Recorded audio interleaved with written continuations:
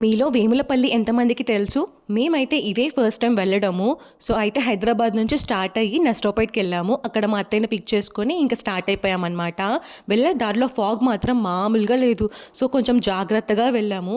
అంత దూరం ట్రావెల్ చేసిన తర్వాత ఆ ప్లేస్ రీచ్ అయినాక ఎంత ప్రశాంతంగా అనిపించిందంటే ఉన్న అలసటంతా పోయింది. అంత పీస్‌ఫుల్‌గా ఉంది. ఇంత బిజీ లైఫ్‌లో అలాంటి ప్లేస్‌కెళ్ళడం నాకైతే చాలా అనిపించింది.